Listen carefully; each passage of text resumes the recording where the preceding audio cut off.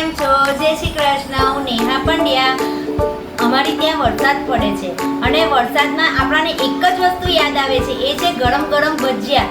ગરમ ગરમ ભજીયા સાથે આપણને ચા મળી જાય તો મજા પડી જાય, અને એ પણ આપણે કાંદાના ભજીયા બનાવીએ તો ઓર મજા પડી જાય. ચાલો આપણે કાંદાના ભજીયા બનાવીએ. આપણે કાંદાના ભજીયા બનાવવા માટે આ ટાઈપની ડુંગળી કટિંગ કરવાની છે ઊભી. એની અંદર અડધી ચમચી જેટલું નમક એડ કરવાનું છે અને મિક્સ કરી દેવાનું છે.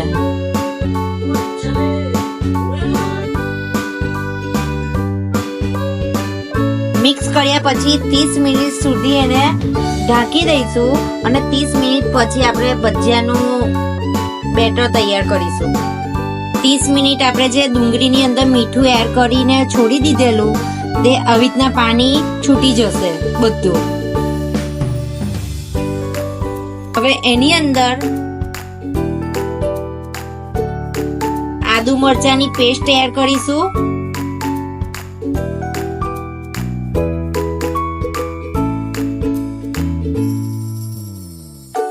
હિંગ છે તે એડ કરીશું. હળદર એડ કરીશું. લાલ મરચું પાવડર એડ કરીશું. ધાણા જીરું પાવડર, અજમો છે તે હાથમાં લઈશું થોડોક અને હાથથી ક્રશ કરીશું અને એ એડ કરીશું.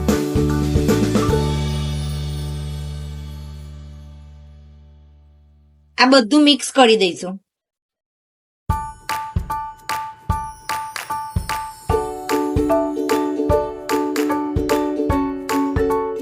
આ બધું મિક્સ કર્યા પછી 5 ચમચી ચણાનો લોટ એડ કરીશું.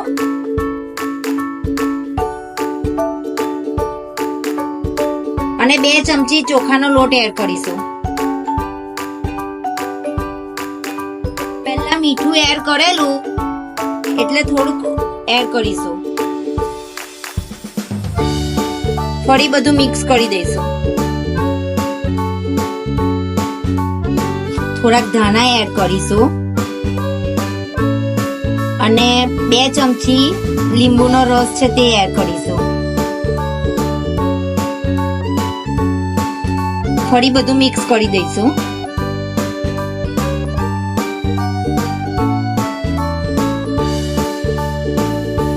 આપણને જો થોડુંક પાણી ઓછું લાગતું હોય તો 2 ચમચી જેવું પાણી એડ કરીશું એટલે એની બેન્ડિંગ આવી જાય.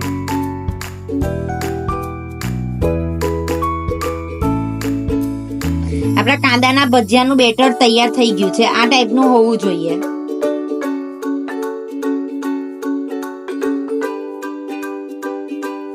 ગરમ કરવા મૂક્યું હોય ને તેને 1 ચમચી આપણે આની અંદર એડ કરીશું ભજીયાના ખીરામાં.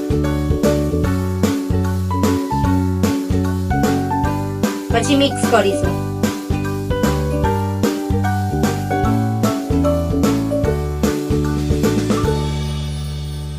આપણું તેલ ગરમ થઈ ગયું છે. એની અંદર આપણે ભજીયા એડ કરીશું. એને ફ્રાય થવા દઈશું.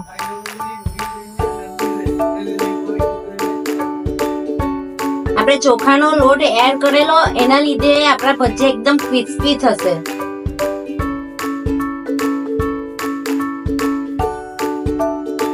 આપણા કુરકુરે કાંદાના ભજીયા રેડી થઈ ગયા છે, એકદમ ક્રિસ્પી, જે ખાવામાં બહુ ટેસ્ટી લાગે છે.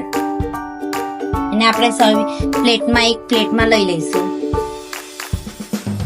રેડી છે આપણા કુરકુરે ભજીયા કાંદાના, જે ટામેટા સોસ અને મરચા સાથે સર્વ કરેલા છે. ફ્રેન્ડ્સ, તમને આ મારા કાંદાના ભજીયાની રેસીપી કેવી લાગી? જો તમને મારી આ રેસીપી ગમી હોય તો મારી ચેનલને લાઈક, શેર, કોમેન્ટ અને સબસ્ક્રાઇબ કરો અને બેલ આઇકોનને ક્લિક કરો. Thank you.